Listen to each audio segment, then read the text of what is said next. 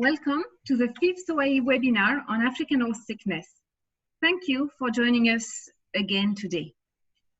This webinar is part of a series of several webinars aiming at providing relevant information to enhance our capacity in preventing and controlling African horse sickness who has just reached the region.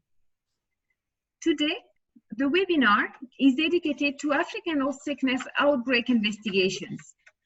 A team from South Africa will describe the way they investigate African horse sickness outbreaks. And a team from the International Coalition for Working Equids will present the specificities related to working equids. As usual, I'd like to ask you to kindly write down all questions you may have for the speakers in the chat box. They will be answered at the end of the presentations. With this, I would like to introduce our first speakers, the three veterinarians from South Africa. So there will be Dr. Gary Buhrmann. He is and has been the local provincial animal health state veterinarian in the Western Cape Department of Agriculture Veterinary Services in South Africa since 1999. He is responsible for overseeing the implementation of African horse sickness control policy with its various preventive protocols. You may know that all equine exports to the EU, Mauritius, and other international destinations occur from the vector protected quarantine facility. And this is in the African horse sickness free zone, close to Cape Town. Gary is in charge of monitoring this quarantine, testing the horses, and certifying that all EU and OIE conditions for export are complied with. He has played an active part in the control of the African horse sickness outbreaks that have previously occurred in the surveillance and protection zone, but fortunately, never in the free zone. As state vets, he works in close conjunction with the national state veterinarians and with the industry, and specifically the South African Equine Health and Protocol SAHEP group. Dr. Lesley van Helden, she is a state veterinarian in the epidemiology section of this Western Cape Veterinary Services, South Africa, working with Gary. She has worked in collaboration with the local equine industry on the control of African horse sickness outbreaks in the control zones of South Africa. And Dr. John Grewar is the veterinarian who has worked on, in African horse sickness field since 2007. He has been part of investigating teams for the South African government during outbreaks of AHS in South Africa in 2011, 14, and 16.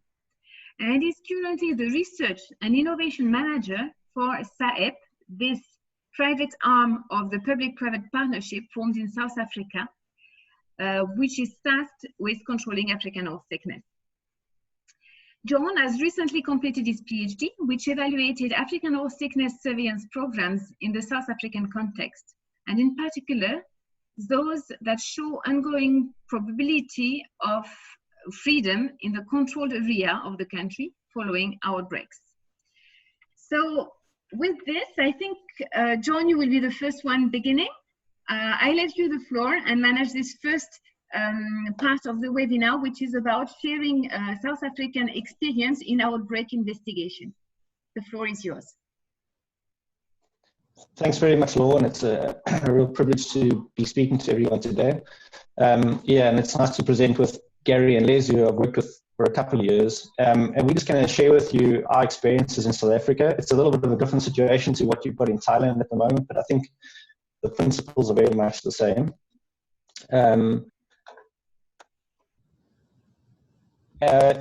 When it comes to outbreak investigations, there are many frameworks that one can use when you decide how you investigate an outbreak, but the bottom line is they always boil down to the epidemiologic triad, and in the case of African horse sickness, you've got this fourth component, the vector. And as long as you keep these factors in mind when you're developing an outbreak investigation plan or a surveillance plan, you're going to be standing on good foundation. So in the case of African horse sickness, the good thing is the epidemiology of the disease is fairly well described. And there are some unknowns maybe, but no unknowns that make it impossible to investigate. So you've got this very set triad of equids, both domestic and wild equids, being the host of the disease, the RNA virus, that's the agent. The environment plays a big role, and that's primarily because of the role that the vectors play in transmitting the disease. So for the framework, as I said, there are many frameworks, and I've just adapted a CDC framework for public health outbreak investigation for this presentation, which we'll co-present. And Dr. Buhrmann's going to be presenting on preparation and contingency plans for outbreak investigation, how you confirm a diagnosis, and then very importantly, the case definition and when you define that in an outbreak. I'll be discussing a little bit more on the informatics of an outbreak investigation, some of the descriptive epidemiology that you would want as an output in an investigation, and then some of the components of surveillance that you might consider during an investigation. And then finally, Dr. van Helden will discuss some of the outbreak hypotheses that one should try to keep in mind while you investigate an outbreak, how you control and prevent an outbreak, and how you communicate. And then finally, before Dr. Buhrmann starts out, it is a little bit difficult when you're doing an investigation. There's no linear path that you follow. Many of these components you do all at the same time, and they flow into one another, and there's a lot of sort of cross-information between them. So please keep that in mind. It's a fairly fluid situation. So Gary, I hand over to you. Thank you very much, John. As John said, I'll just be working through the top 3 aspects of the investigative framework. And one of the things is that we are actually very fortunate that, as John said, the epidemiology of horse sickness is very well described. And there's a wealth of information available, including a chapter in the OIE code. And of course, the OIE are also busy setting up a repository with information links for people that want to just delve in and find out more information about horse sickness. In South Africa, what we've done is found that it is actually crucial that differential diagnoses are considered at all points during the outbreak. And for us, this is of importance in the 2 diseases we're looking at are equine encephalosis virus and pyroplasmosis, because basically their clinical manifestation is very similar to that of horse sickness, particularly when one has a population where at least half the horses are already vaccinated against horse sickness. So it is important to be able to distinguish between these diseases. Any contingency plan and preparedness are only as good as the capacity, obviously, to investigate the disease. So just looking at a few aspects of this capacity, the first would be considering field work, because there's going to be a large amount of field work required. And in order to get into the field, one really needs experienced animal health technicians and vets who understand the epidemiology of the disease, not just for their own aspect, but also to explain to owners exactly what they're looking for and how the disease manifests. And if one doesn't understand the disease, it's going to be very difficult to investigate. Laboratory access and qualified and experienced personnel, and of course reliable tests, are also crucial because they will form the basis of your case definition. We are aware that in Southeast Asia, they are in fact have increased the laboratory capacity, which is really critical in such an outbreak situation if you want to bring it under control and limit its spread and the effects that it has. Technical skills are also important to manage data and deal specifically with your GIS, spatial and surveillance data, because there's a lot of information that needs to be processed and fed back into the field to know exactly what one is looking for and where to look for it and how to impose control measures. In South Africa, and as described by the O, we have a very strong public-private partnership, and we found that this has been crucial for the success of any control of horse sickness. We as the government actually work very closely with the equine industry, and any investigation into horse sickness incursions is done in conjunction with the private sector, because from both sides we really need to investigate and resolve these outbreaks timelessly, because you've got horses dying and because of the incredible economic impact it has on the whole community. Any contingency plan that you draw up really needs to be a combined document where both the private and public sector have inroads, and just so that your roles and responsibilities are clearly defined in the face of an outbreak. Just continuing a little bit further with the preparation and contingency is the communication. Dr. van Helden will deal a little bit more with it in detail later. But this communication is not really just in the direction of government to the public to inform them what's happening during an outbreak, but even sometimes more importantly is within the government, that flow of communication must be clear, particularly where one has regional veterinary authorities who report to a national competent authority, and one needs to know who takes responsibility, who's responsible for media releases, and who makes decisions on certain aspects within that outbreak. At the moment, the Western Cape Department of Agriculture have actually collaborated with the OIE, and we are making our contingency plan available to any others, and particularly countries who have not had outbreaks of horse sickness. Your contingency plan should also actually contain aspects that relate to the termination of an outbreak. What effects when you will decide that the outbreak is terminated, and also how to return to trade after the outbreak is terminated. I know in the OIE code, they have different scenarios that one can use and different methods of actually determining when one can allow horse movement again and when one can also begin exporting internationally. Another very crucial aspect is your legislative backing of a contingency and preparedness plan.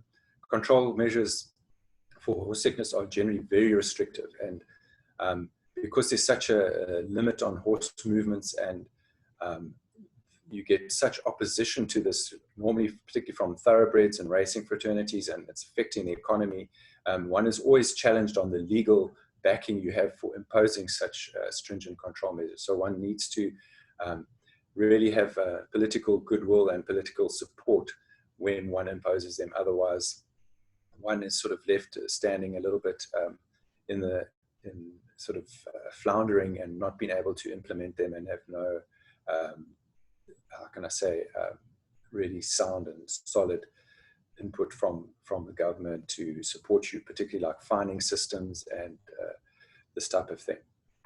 Then the next aspect in the investigative framework is actually the confirmation of the diagnosis. And fortunately, horse sickness is not that difficult to confirm, especially if you have a free population that is also susceptible, because the death and the clinical signs are fairly pathognomonic, and it's easily attributable to an exotic disease. But obviously in South Africa, because we have other diseases which are differentially diagnosed, we need to just be a little bit more alert, and really cannot always just depend on the death and clinical signs. Confirmation of horse sickness is easily performed through group specific, and later we do type specific PCR with sequencing and phylogenetic analysis. And this helps to pinpoint exactly which serotype is circulating. And again, this is important, particularly for traceability. We normally run the two together so that by the time we have a confirmation of diagnosis, we actually also know the serotype. And then one can see, is the serotype circulated in other parts of the country? Allows traceability, and we can determine, did horses move from there or didn't they? And also helps determine, are we maybe dealing with a vaccine circulating strain? And as I said, because of the use of a live attenuated vaccine, this can make it a little bit more difficult to do. As part of our standard operating procedures in South Africa, we have this flow diagram. It looks a bit ominous and intimidating, but one needs to sort of have a flow chart to understand exactly where you are in the process of confirming the diagnosis. Because we have an underlying population that is partially protected by vaccination, we've actually added an extra step to ascertain, are we dealing with a live attenuated virus or not? We also make use of multiple laboratory results and then clinical signs in the third column you'll see, because this will then form the epidemiological picture, and then one will know how to proceed with further investigation. On the top right-hand corner, you'll see we have the case definition, which is also very crucial of where we decide to go with the investigation. When one has a case definition, it is important that one remains with that case definition throughout the outbreak and not change it. One must be as specific as possible and don't allow too much overlap between the categories. In South Africa, you'll see we've actually amended the OIA definition slightly to subcategorize cases based on clinical signs and testing results. And this is specifically, again, because to distinguish between your field strains, and also because you also have the potential of there being a live attenuated virus circulating as well. And then just in closing from my side, a solid case definition always allows standardized reporting and a transparent evaluation of the outbreak after it is complete. And this will assist in further future surveillance for the disease, and also ascertaining, has the disease terminated or not, and can one lift restrictions, can one make an appeal to start exporting again? Because a lot of this for us is to do with exports of horses internationally. Thank you very much, and I just hand back to Dr. Grewar. Thanks very much, Gary. So the fourth sort of component of disease investigation is the informatics, the data and information component, which is very, very important to have a good structure. And just some of the information that we capture during investigation, it's all fairly standard. There's nothing dramatic about it. It's the demographic information of the individual cases, the horses that are involved during the outbreak. Any risk factors associated not only with horses, but also with properties that are involved in the outbreak. It's very, very important to have an understanding of the underlying population and population at risk. It's something that many countries might struggle with, to have an idea of where their underlying population at risk is and what the numbers of their population at risk are. And if you don't have that information... John, I'm sorry to interrupt you. The sound, there's a bit of parasitic background noise when you speak, not when you're silent. So it's possibly linked to, I don't know if you're too close to the microphone. I don't know exactly, but can we try several options? Because we struggle to understand you, in fact. John? Sure, can you hear me now, Lo? Yeah, I can hear you. Try again. Sorry, let me just change my microphone. Okay, well, I think it's better. The sound is weaker, but at least there's no parasitic noise, so let's go with it. Thank you very much, John, and sorry for interrupting. No problem. So I was just saying about population at risk, the critical component that is to have a denominator, effectively denominator data to allow you to have an idea of how your outbreak is progressing and the impact that that outbreak is having. Dr. Buhrmann's discussed case definition, and so you have to be capturing case definition information into your informatics system. And for African horse sickness, the clinical component is very, very important. So clinical signs associated with the disease, and then particularly, and it will be important for Thailand since they are vaccinating against the disease, the history of vaccination for each individual horse that is investigated. And then, of course, because active surveillance is certainly going to be taking place during an outbreak, you want to be able to collate your sampling and result data to the horses that are being tested in the same data environment. The spatial information is very, very important with African horse sickness because of the vector component of the disease. So you're gonna have to have a fairly solid underlying spatial data to be able to track where the disease is spreading, and also maybe set up control areas and buffer areas if you're doing vaccination. And then the bottom line is that a lot of the data that you're capturing during an outbreak is going to be used in the post-outbreak period to inform surveillance and hopefully get to a point of freedom from disease in the end. So I wanted to just show you, this is a schematic that we've done in conjunction with the Animal Health Trust recently. This is an equine flu database. I didn't have a picture of our African horse sickness one, but it's very, very similar. And it just gives you an idea of what the schematic for your outbreak data should be considering. So this is literally their database for flu. And effectively what we've got is that every property is an outbreak, and that property might have risk factors and movement factors that influence it. And that's what I spoke about. That's what you would like to capture on a property level. But then every property that's investigated, and that might be positive and negative properties, have got horses associated with them, and those horses have got a case status based on your case definition. So positive, negative, or suspect, and then as Gary said, we subcategorize in South Africa. Each one of your cases has got all the demographic information that's associated with it, the vaccination information that's associated with that case, so when it was vaccinated, by whom, and what type of vaccine was given, and then all the sampling events and the results associated with every case is linked back to those individual horses, which we can then link back to a property. And then finally, we've got clinical signs associated with cases. So this is the way we set up our data structure for any outbreak. And as I said, this is a few outbreak schema.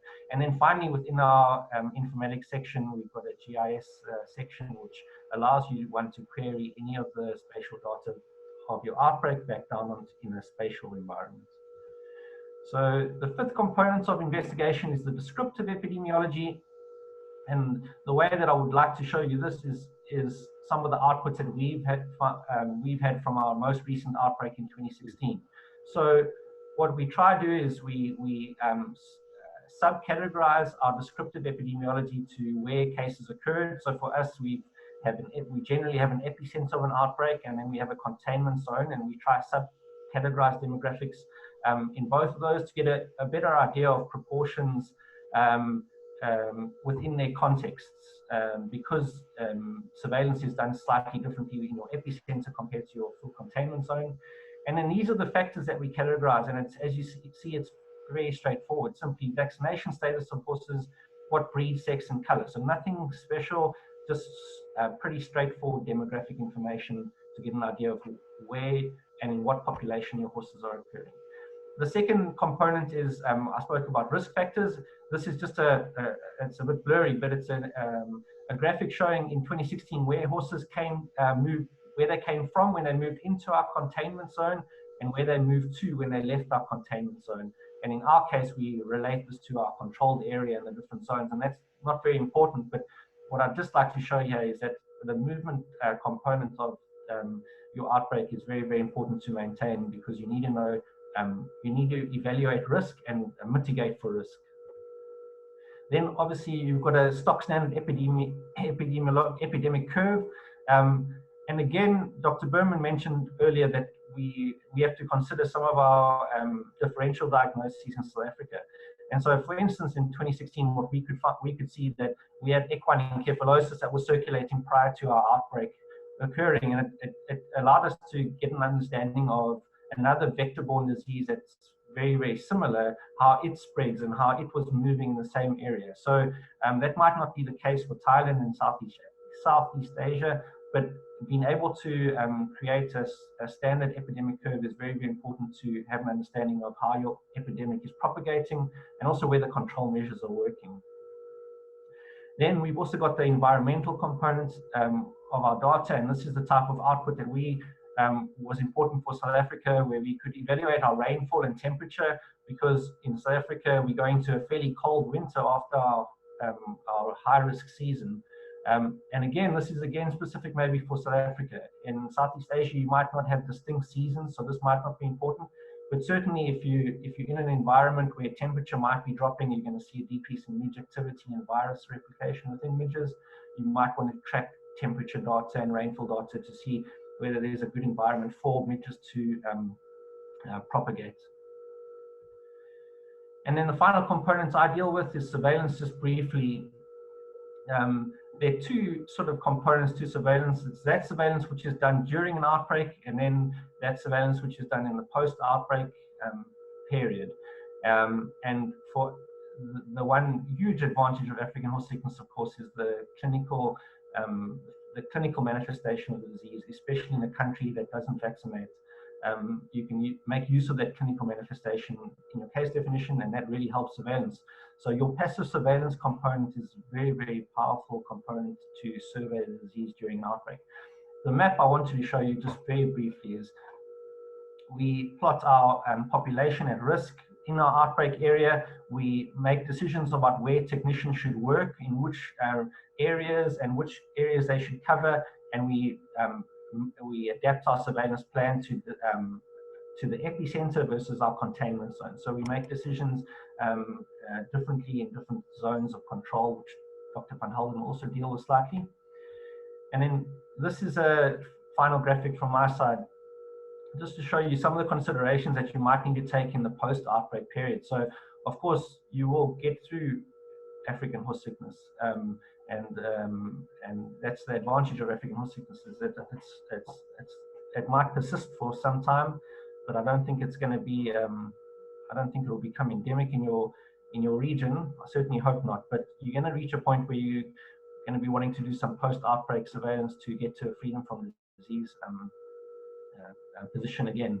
And so what we had to do is, again, the map on the left of the screen shows the full population at risk in South Africa in our controlled area. And that's why I said population at risk data is so important, because when you do surveillance, you have to know how many herds there are, how many horses there are, to get an idea of probability of freedom. And then your post-outbreak surveillance can contain both passive and active components, so that you don't have to look in detail at this little graphic. But effectively, in South Africa, we separate our control area into 3 different areas based on where the outbreak was. So the outbreak was in area A1, A2 is our more intensive surveillance zone, and B is our protection zone where only passive surveillance is done. And what we effectively do is we take the passive surveillance component, which is this arm of the graph. We look at active surveillance, which is our sentinel surveillance program. And then we also did a standalone freedom from disease survey the year after our outbreak occurred. And we take all 3 of those components and we evaluate the probability of freedom that each one of them attains, and then you can accumulate them to find an overall probability of freedom, which is what we've done now post 2016 outbreak. So if you are using a live attenuated vaccine in an outbreak, it does impact your surveillance. It just means that you might have to consider the probabilities of a horse showing clinical signs might slightly decrease. So there are components that will change your ability to survey. And of course, you might be detecting, if you're using PCR, you might be detecting vaccine RNA as well. So you have to consider that. So vaccinating, while it does help control, it does make surveillance more complicated. Just keep that in mind, especially when you're looking to work towards freedom from disease again. And with that, I hand over to Lesley. Thank you very much. Hi, everybody. So when you do have a new outbreak, a lot of the epidemiology of African horse sickness is established. But you still need to think about what the origins of the outbreak were, especially if it's occurring in a new outbreak region. And this is important so that you know how to prevent outbreaks in the future. So this new outbreak region can be even within an existing outbreak in a region that you weren't expecting the disease to spread to. The source and the ongoing threat of introduction must be determined, which is essentially a backward and forward tracing exercise. In South Africa, the most important source of an outbreak is the movement of infected horses. The source and the ongoing spread is most likely to result from movement of infected animals. You also have to think about vaccination. If live attenuated vaccination is permitted, then ongoing evaluation of cases is required to rule out reversion to virulence or reassortment. Currently in South Africa, we do this with molecular techniques. And then finally, also think about midge dispersal. It's normally associated with short-term and short-distance dispersal. So maybe within 10 kilometers of the original outbreak, not usually much further. But do think about looking at wind models like prevailing wind directions to see if there is a chance of midges being spread by that. And if nothing else, this is important to evaluate just to answer questions from future trading partners. Next slide, please, John. So this is the example from our contingency plan. You can read all the details a little later. We use an electronic tracing system for both forward and backward tracing, and a defined buffer is used to query all movements into and out of an area. We highly recommend the use of an electronic system with a high geographic resolution. If you are using physical documents, for instance, movement permits during an outbreak, just make sure you also capture this information on the electronic system. It makes tracing and evaluating the information later much, much easier. Okay, the previous webinar focused on control and prevention. So we're just going to talk in this section about what has worked well in South Africa. We focus heavily on movement control, and we base movement allowances on the risk of dissemination of the virus. So as we mentioned, the disease can be controlled, and therefore we take a risk-based approach to movement. Even if the movement is classified as high risk, we can put control measures in place, for instance, pre and or post-movement vector protection that can mitigate the risk of that movement. And we also rely on the use of veterinary health checks prior to any movement. Vaccination as a control measure has been discussed also in a previous webinar. In South Africa, we don't use vaccination anymore as a control measure for outbreaks in our control zone. But this decision can be taken for each outbreak based on the extent and the severity of the outbreak. Then, as I said just now, understanding the source of infection allows, at least for future risk mitigation, to effectively decrease the underlying probability of introduction into the region.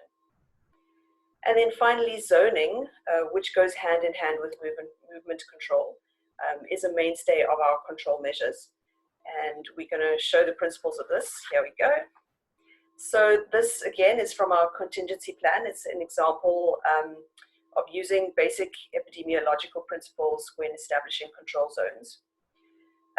We do have a recommended distance to use when establishing a control zone, but we are not very prescriptive about sticking strictly to those numbers. We try to make scientific decisions on the boundaries, to consider things like wind direction and what natural and man-made features are occurring in the region to make the zones of the boundaries of the zones practical and easy to communicate. So for instance, we will use roads as boundaries because most people know where those are. You can see at the top of this zone on this slide, there's a mountain range.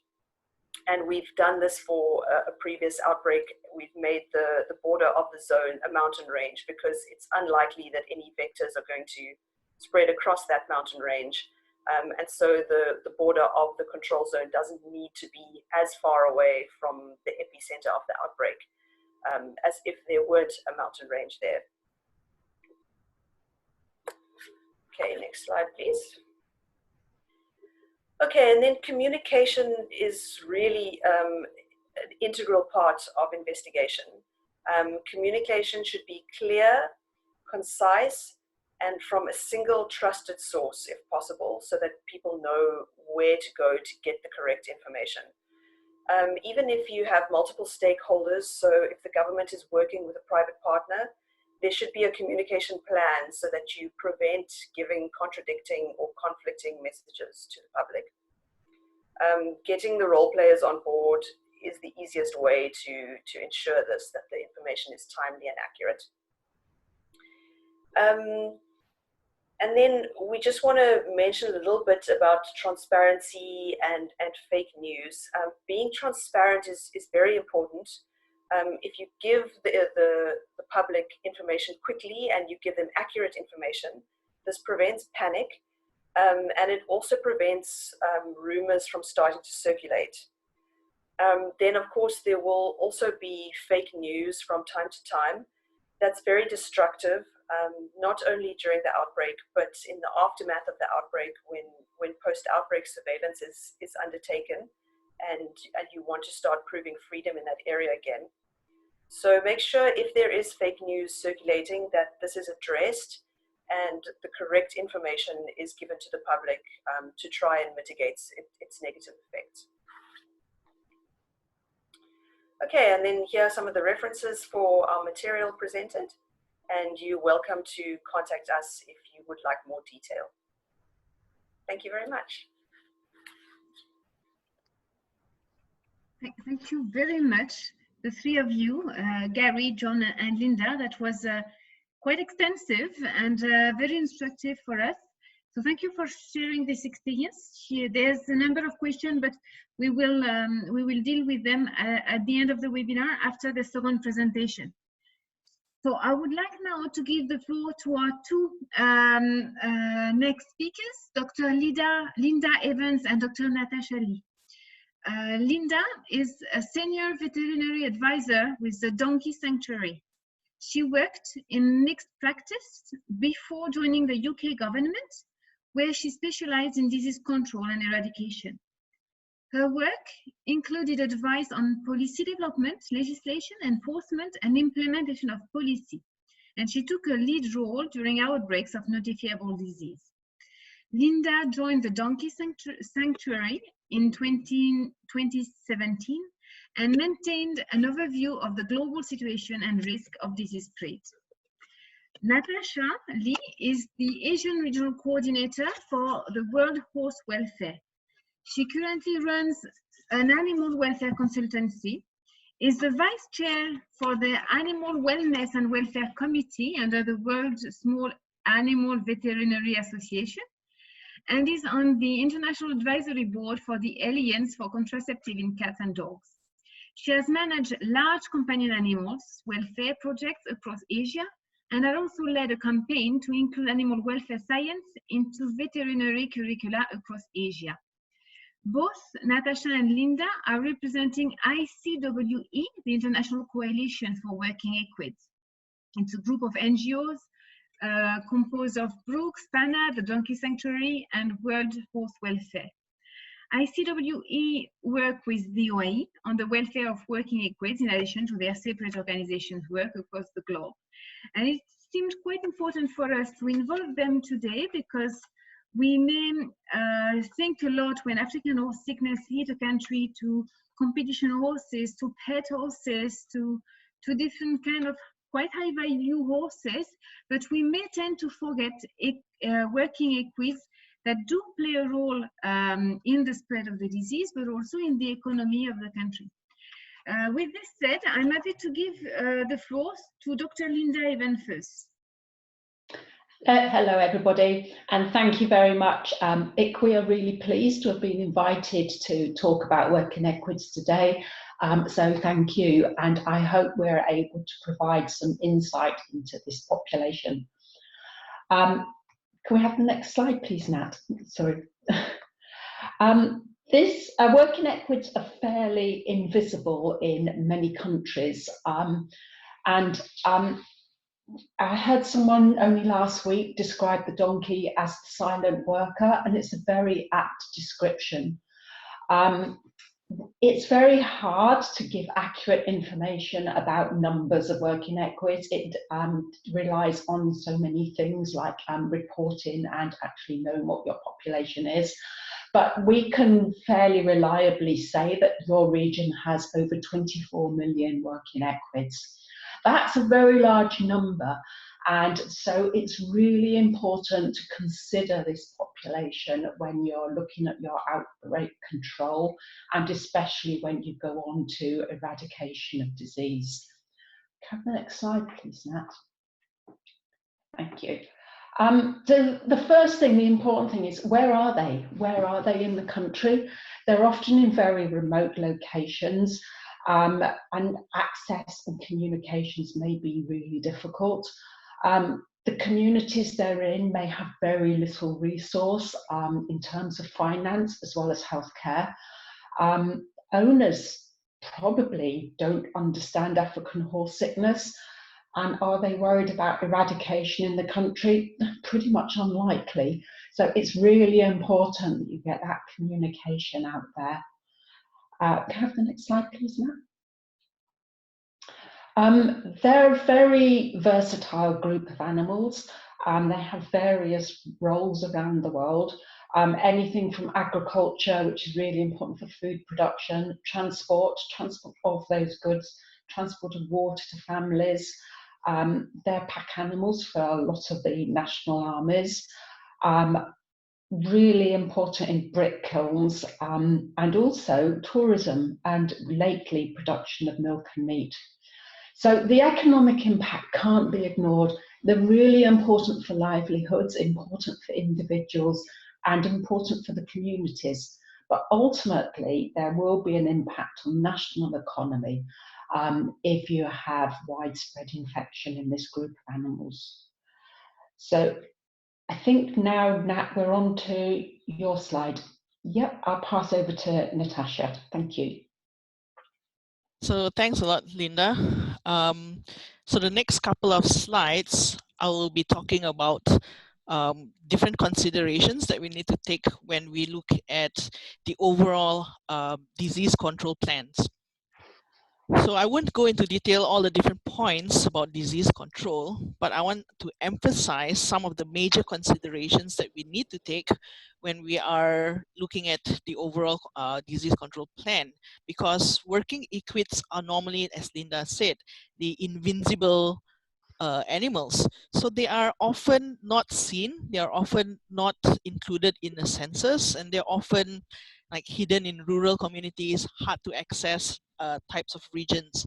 So not only is it important to start to identify and to calculate how many of these equines and also to understand where they are, but it's also important to understand that if you want to do movement regulations, for example, we must include the working equines as well. The other major considerations that we need to take is resources. Resources in terms of putting money into prevention actions, such as vector control. And it's quite difficult to persuade people who already have very little resources how they need to spend money on prevention measures, because prevention measures is not one of those that you can immediately see the benefits of. So you need to really gain trust of people to be able to convince them to put in more money into prevention measures. Speaking about trust, that is the third major considerations that we need to think of when we are looking at the working equids, which means that we need to gain their trust in order to have that great communication with them, to teach them, to understand, make them understand what it is you're trying to do and why it is important to include them in the overall outbreak, disease outbreak plans. In terms of recognizing disease, we all know that the earlier we can recognize the disease, the better it is that we can actually take prevention control measures and to minimize the spread into the next region. So it is very important to understand, to get the pony owners, the community owners, the owners of the working equines to understand how to recognize clinical signs.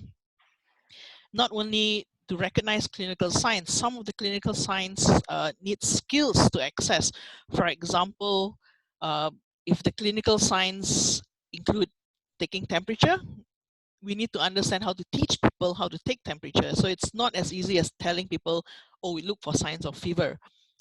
And we also need to understand if your working equid community has different types or different species of equines. So donkeys and mules will show different signs compared to horses. So for example, viremic stage is longer in donkeys. So all of these needs to be considered when we are trying to teach people how to recognize the signs and to have those diagnoses. The other thing that we need to understand is access to professionals. So if we don't have people good enough to be able to take temperature or to recognize signs of disease, then they need to have access to have someone who can do those things. So how do we get this person into those remote villages in order to assess the equine populations there? The other thing that we need to understand is, do the owners know who to contact if they actually eventually see animals with this kind of clinical signs?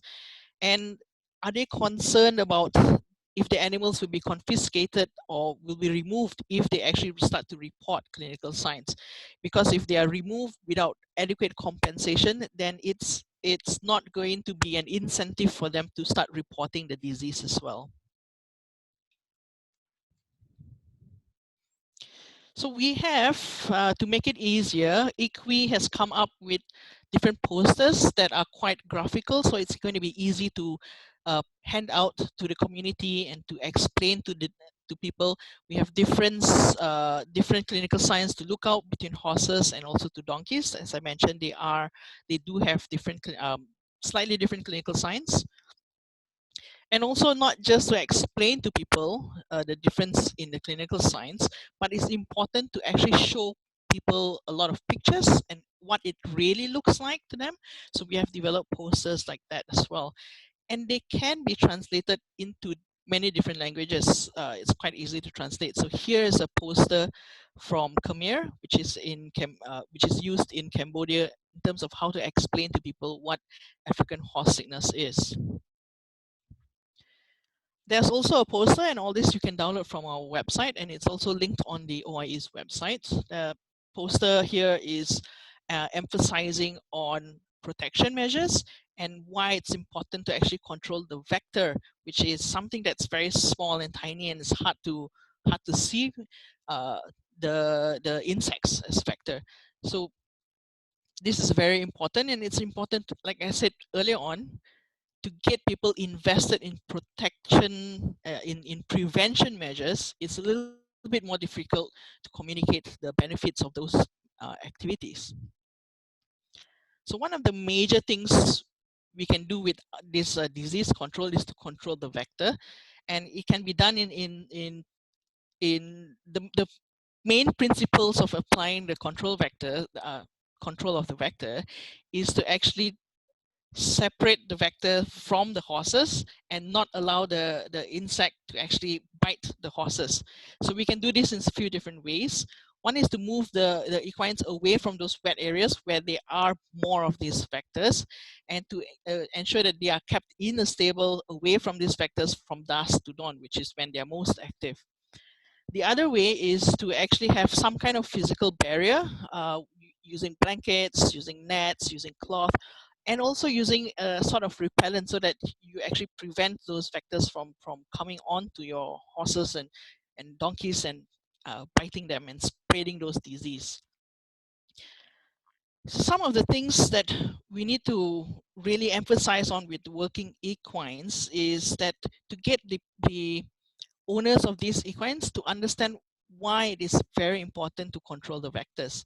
So we need to make sure that these messages are spread out there into, especially the more remote area, the more difficult to reach areas. How do we reach those places? Some of the challenges would be that not every owner would have a proper stable, so that shelter might not be available. So we might have to build a temporary shelter in order to put the equines under nets or some sort of barrier. In a lot of our areas, we can't keep equines away from those wet areas. Like, for example, it's near the river or near swampy areas. With our monsoon rains as well, it's quite difficult to keep those away. And also, we need to consider the resources that they have in terms of prevention measures. Can they afford to have those physical barriers, whether it's the shade cloth or nets, to build the temporary stable to put the ponies into, and also to purchase the insect repellent as well. So all this needs to be considered when we're looking at working equines. Another thing to remember is that it's not just spread with the vectors. We need to understand that the blood itself is contaminated with the virus, and it can be spread from one equine to another. So we need to understand, if we are doing a lot of treatment that involves spillage of blood, we need to clean those up. We need to understand how not to reuse needles and share those needles or equipments between horses without having them properly cleaned and sterilized before using it onto the other equines. This is especially important when we're talking about some rural villages, when they have their own sort of healers, community someone in the community who knows a little bit more about horses, who might do some sort of treatment from one horse to another. So these are the type of people that we need to reach to in order to prevent the spread of disease from one equine to another. The other thing that we need to understand is carcass management is also very important. So not only can the midges or insects land and take the blood out of the horses that have just recently died, but also we need to understand that it's not suitable for consumption, especially if those areas have stray dogs running around. Stray dogs, if they eat carcasses of meat from equines that have died from this disease, they might die themselves as well. So some of the things to consider. The other thing to consider about the vector is how they can move and how they can spread from one area to another area. So we're not just talking about them, the distance of how far they can fly or how far the wind can carry them, but some of the things that we need to consider is some of the trade routes of the equines, whether they are carrying goods from one area to another area, or whether they are even crossing the border with or without licenses. There might some be illegal crossings as well that's happening. There might be nomadic populations that keep on moving from one area to another area. So these are all the routes of the equines that we really need to consider when we are looking at movement control. The other thing to understand is that vectors, those insects, can get trapped in small spaces. So I'm sure a lot of us who's used to driving a car have carried some sort of vector from one area to another, be it maybe a little bit of small itsy bitsy spider or a little gecko. Now we need to understand that the midges is really, really tiny and can sometimes hide in very, very small spaces. So goods that have been exposed or has previously been carried by some sort of equines from one area can be spread into another area. So we need to really understand how the potential for spread through goods as well. But it's, I want to also talk about some positive things that can happen in the region. So we can have work together with different NGOs in the region to support, because a lot of NGOs are already working on the ground. They might be working with communities in these rural areas, and they might have already gained a lot of trust within the communities in these areas. So in order to educate them, in order to get them to change their behavior or to take a different action, it might be easier to use these channels and to use these NGOs as support. So the pictures here are an example from Cambodia, so more specifically from the Cambodian Pony Welfare Organization. So they are working in the regions that are bordering with Thailand. So we are putting up a lot of prevention measures around there. We are teaching the pony owners how to recognize clinical signs of the disease, why it is important, and why it's important in their area to start preventing it. And we're also helping people to put up nets if they don't have some sort of stable or some sort of shelter.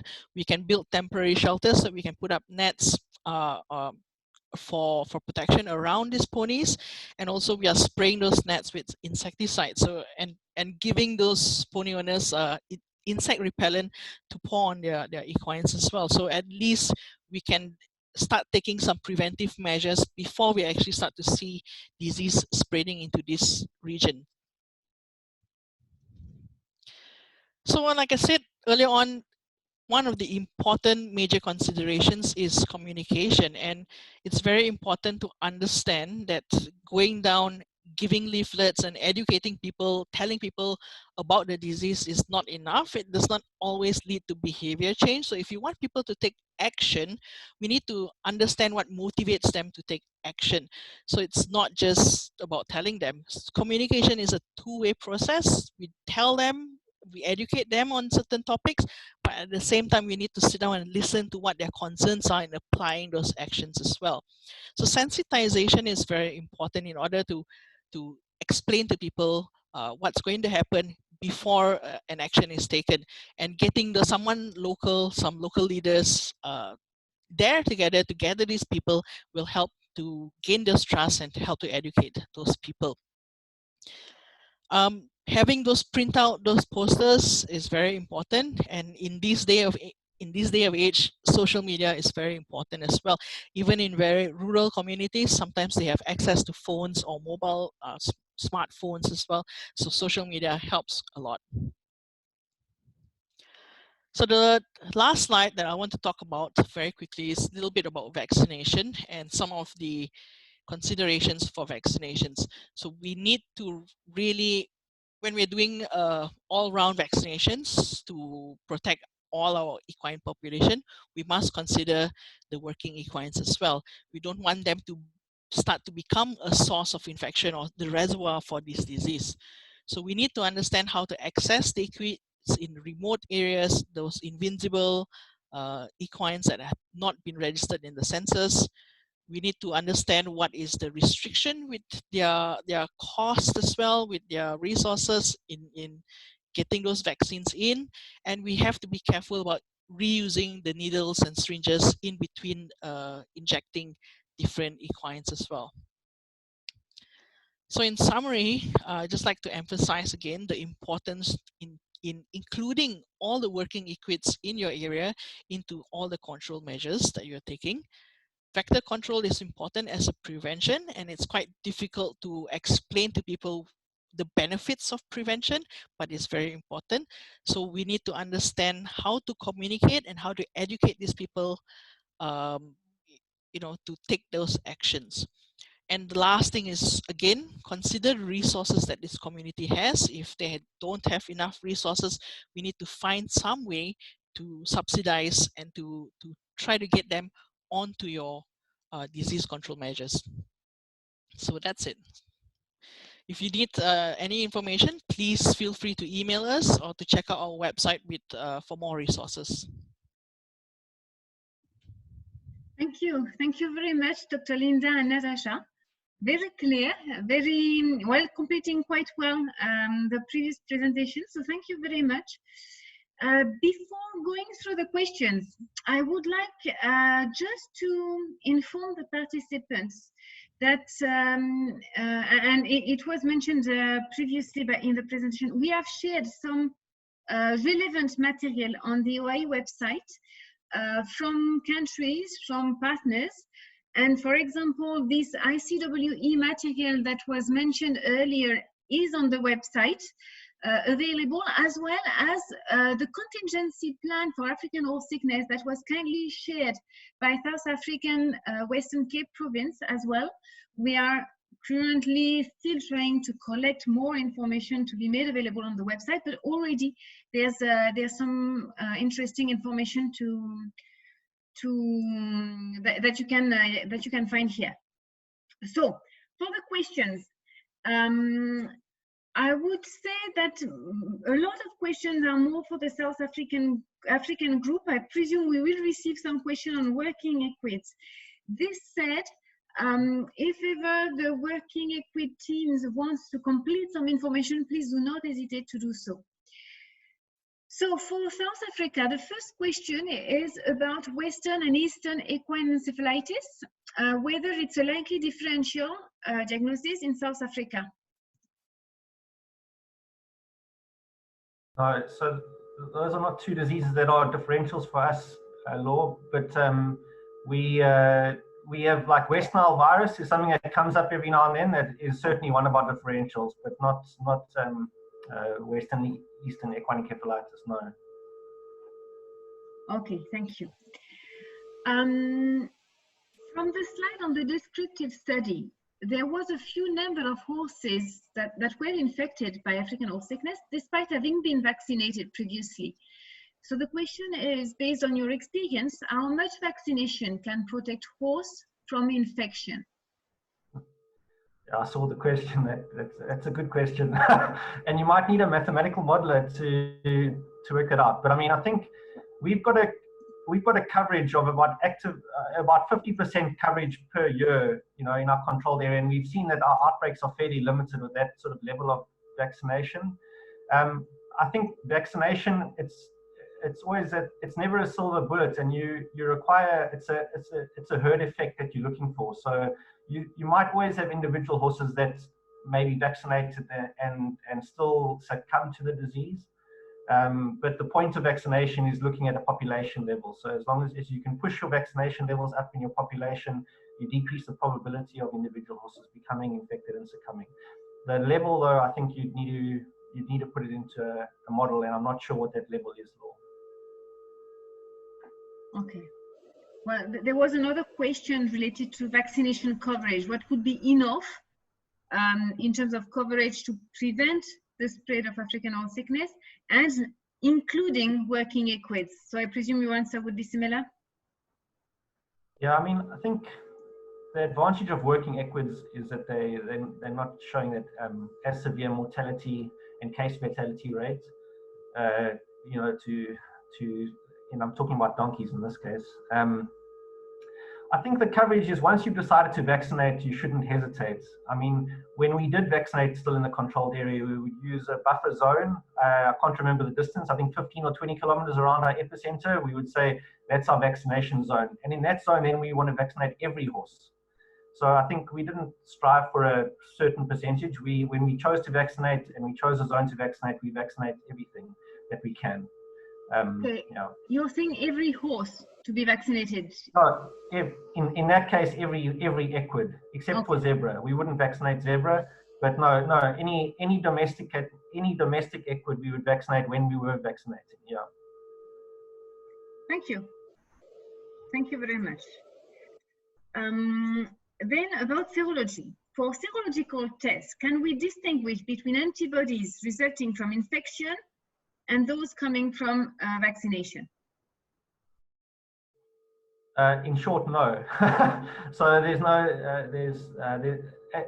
at the moment, to the best of my knowledge, there's no DIVA capability when it comes to serology. I think you can try,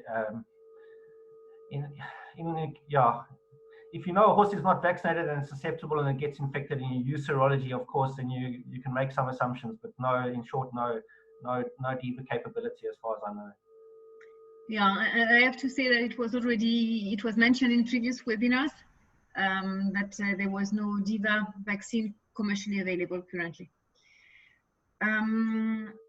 Go for next question. I'm checking in the meantime if anyone has comments to add from South African or ICWE team, but if ever I don't see you moving, please don't hesitate to take the floor and add your comments. So another question about serology: is there any evidence of vaccine breakdown?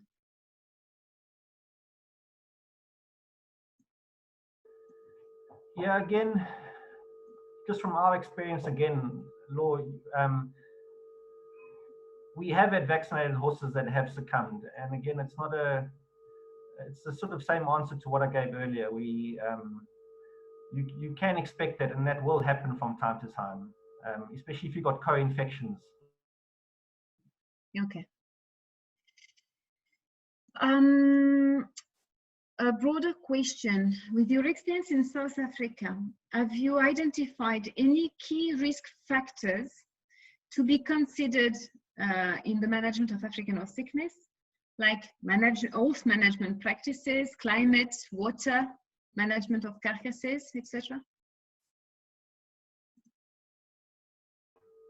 I'm happy to answer that again. I think our most effective risk factor management has been vector control to prevent the contact between, as Natasha said, to prevent the access between vectors and horses. So for us, we use stabling very, very early on in the environment to try to get people to stable their horses from 2 hours before sunset to 2 hours after sunrise, that the horse must be stabled. If they can put a vector screening up, then they should do so. If they can use an insect repellent and an insecticidal, preferably both, at least twice a day if they can. Those are the things that we found really make a big difference in terms of risk factors. Environmental, I think Prof. Guthrie did speak about environmental control. You can, of course, there are other ways of controlling vectors through environmental control. To the best of my knowledge, we haven't used sort of wide-scale environmental control of vectors in our outbreaks. But you know, we focus on separating the vectors from the individual horses, and that is really, really effective. Everything else is a bonus. Yeah. Okay. Okay. So I presume it also answers one of the a recent question. As an emerging disease in some countries, what would play the most important role? Insect vectors, direct contact, or indirect contact? In our opinion, once you have an outbreak, you must control the movement of horses. For us, it's the movement of infected horses if you want to prevent spread. As Lesley mentioned, the spread of the disease or dissemination of the disease, of course, it might change in different environments, but we find it's fairly short distance. In fact, most of our cases occur within 10 kilometers of our epicenters, and we get very, very seldom spread beyond 10 kilometers from our epicenters with the control that we use. But of course, we're in a little bit of a different situation. But we say control the movement of horses, control the access of vectors to horses. Don't worry about direct contact between horses. That's not something that you should worry about at all either way. But those are the key ways of controlling in our perspective. Okay.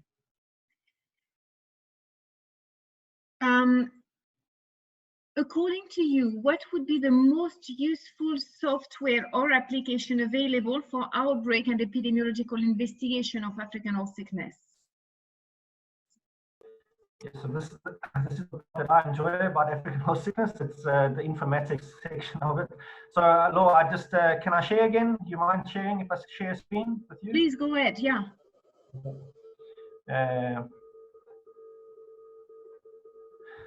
So these are the technologies we're using. We are using Postgres and with PostGIS database, and we use Microsoft Access a little bit as well to capture data. And then we use R and a package called Shiny to evaluate and analyze data, and QGIS to do our mapping. And Lesley and Gary will also use ArcGIS, which many of you are familiar with. So we don't use a pre-packaged black box solution.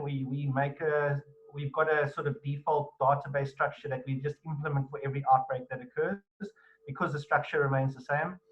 But for people that want a little bit more of a black box, I am aware of these two. So we have used especially if you want to collect data in the field, there's a very, very nice collection tool called ONA, O-N-A. There is a free version online. We have used it for some of our research projects. We have used it in African horse sickness outbreaks as well, and I can recommend it. We've used it, but I am also aware of a very, very successful software called EpiCollect. We haven't used it to the best of my knowledge yet, but I know many countries do make use of EpiCollect. So those are just some of the technologies that you can use, but we build our own system because we want to incorporate all components of the outbreak into one system, not just the capturing of data. We want to do the evaluation in the same framework as well. Thank you. Thank you very much. We have now a question about the electronic system of identification. Is it implemented for all equids in the area of the outbreaks in South Africa? And all equids meaning working horses, donkeys, and zebras? Yeah, so I saw the question.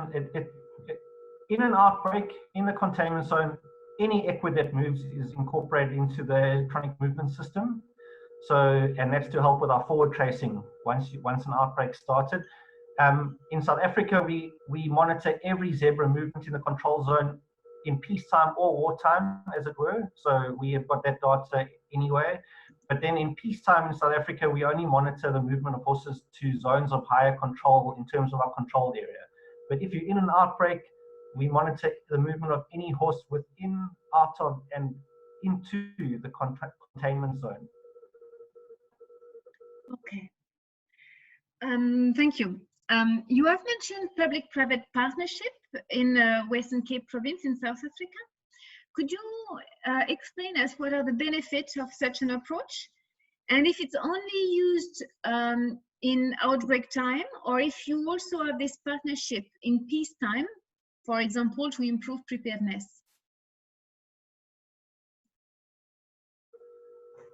I'll also answer this one. I'm in the lucky position that I worked for government before I worked for the industry, so I've been in both sides of the partnership, as it were. So from when South Africa set up a control of African horse sickness, the private component of partnership has always been very much there. That's the work that Professor Guthrie's been doing with the Equine Research Centre. And when there were outbreaks, they would be really involved in surveillance and that type of thing. We've formalized that slightly more in 2016, 2016 now. So we use a public-private partnership not only in outbreaks, but also in normal peacetime, because we've got a very heavily controlled environment. So the major benefits is that the industry can provide resources to a system that of course benefits them. I mean, that's the whole goal of it. But also they're prepared to put people full-time into movement control, vaccination control, census and surveillance. And the benefit is that we can work with the government, because obviously we work under the regulations of the government. So the government authorizes the industry to do that work. We found the public-private partnership has been invaluable. Of course, it's important. You have to have a good working relationship. There must be transparency between partners. There must be space for disagreements to be discussed. So we still have a very sort of structured approach to it. We've got specific committees that deal with specific issues when it comes to control, and that might be regulations or discussing export or import. And so it's a very, very approach. And the roles and responsibilities that the public, the government component have and the private component have are very well defined. And even in our contingency plan, you'll see that there's a section on the public-private partnership and who brings what to the table. So we recommend it, but it does take a bit of thought, and it does take some structure as well. So we would certainly suggest that a very considered approach is taken when doing them. And I mean, the OIE have provided a lot of information on public-private partnerships and some of the challenges and how you can overcome them. So there's a lot of information on the OIE website in terms of public-private partnership. Yeah, indeed. The OIE is really encouraging public-private partnership in veterinary domains. I think now the questions are more for the working equids team. So Linda and Natasha. A question that may not be easy to answer. Can you estimate the number of working equids in Thailand and in neighboring countries?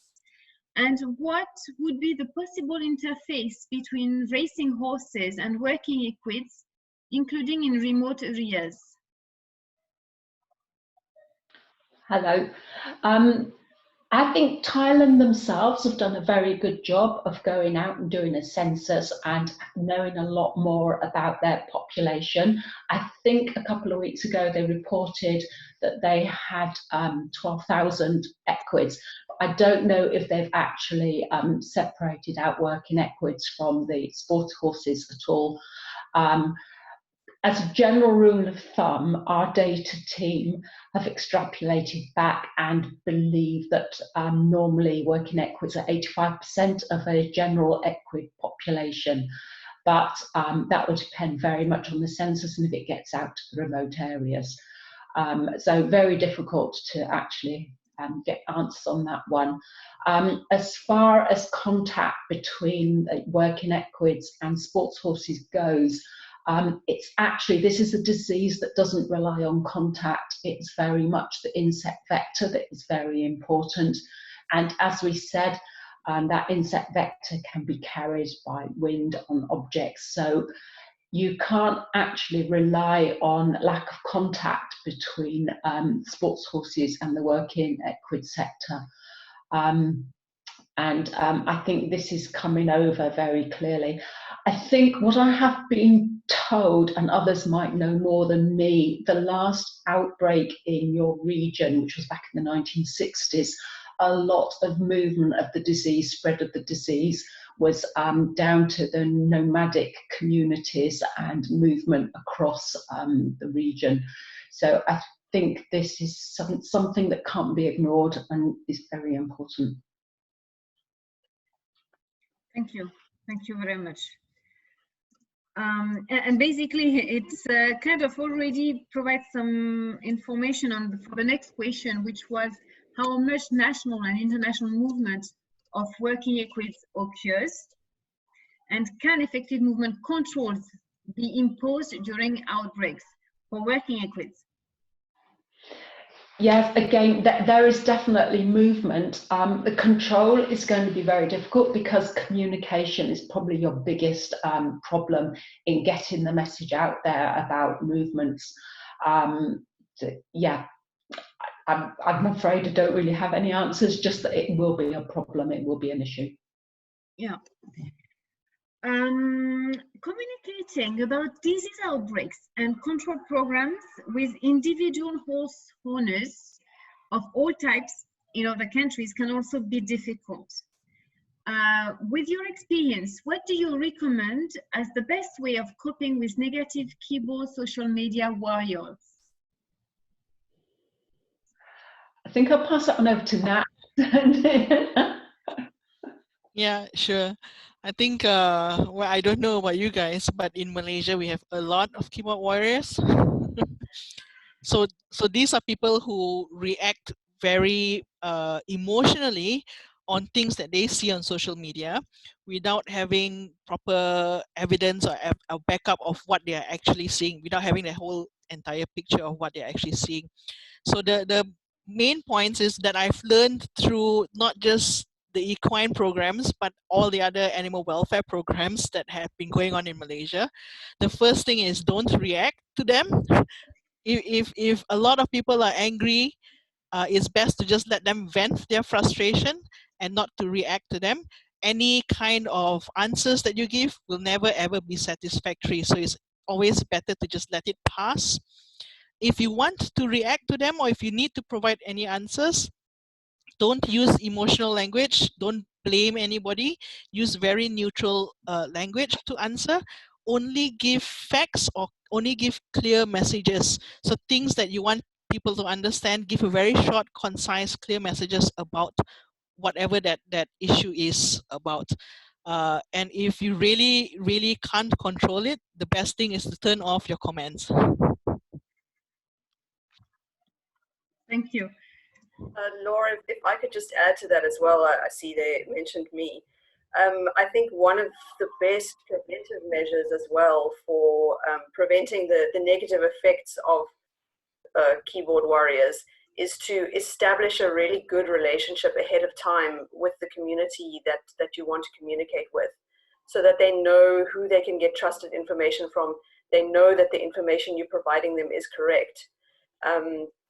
And then the effects of people spreading negative messages or potentially misinformation will be much less, because they already trust and know the person that they are getting information about the issue from. Thank you. Thank you to both. We have two last questions. Is there any link, like climate change, global warming, increased vector activities, and African horse sickness spread? So is there a link between climate change and African horse sickness spread? It's not an easy question. Yeah, I mean, there've definitely been hypotheses that global warming will certainly allow the distribution of vectors into areas where they haven't occurred before, and certainly a lot of people point to the European blue tongue outbreak as one of the examples where you might be seeing a change in distribution of disease as a result of climate change promoting this sort of vector distribution change. And I think it's certainly feasible for any of our vector-borne diseases that we discuss, like African horse sickness or West Nile, that's likely to happen. I think from my understanding of Southeast Asia, I think the environmental conditions are certainly conducive enough, irrespective of whether there's climate change happening for vector transmission anyway. But certainly globally, one would need to be a bit more careful. And I think a lot of people are being more careful and more risk averse when it comes to this change in vector distribution. you. And the last question was kind of answered in the chat box, but to make sure everyone has access to the answer. If a horse was infected and recovers, will it be immune against further attack, further infection of African horse sickness? Yeah, it's highly likely it'll be protected against certainly that strain that it's recovered from. So of course, you know, it might get, it might succumb to another strain of African horse sickness, but certainly it will have immunity to that strain.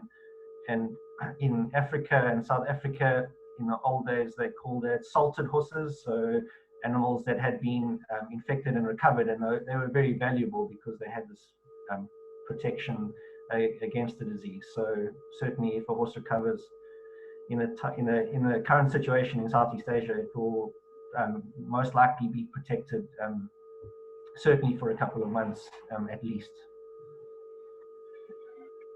Okay, thank you very much for the 5 of you. Thank you for answering these questions in details and providing additional information. I've seen that you all put your email address as the last slides of your presentation, so if ever there's any specific question, I presume it was an invitation to send them directly to you.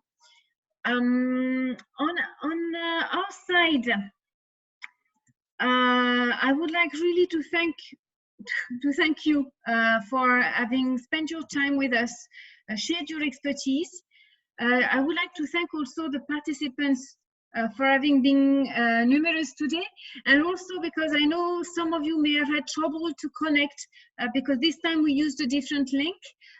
So I hope we didn't let people still trying to connect and without being successful. You may remember that we initially thought that we would have 6 webinars, and indeed today was the 5th. We have planned a 6th one, possibly next week. The date is to be confirmed.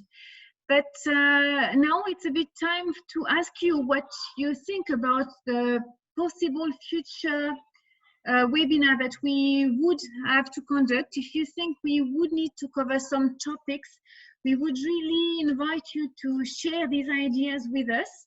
Today, if we do not have more ideas, we will likely stop, at least temporarily, to this 6th webinar that will be on the impact of African horse sickness outbreaks on the OIE official status, as well as on the international movement of competition horses.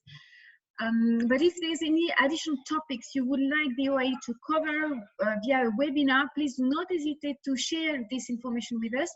We created, you can see the short link and the QR code here, a very short webinar, 3-minute webinar. Basically, the question is about these topics you would like us to cover.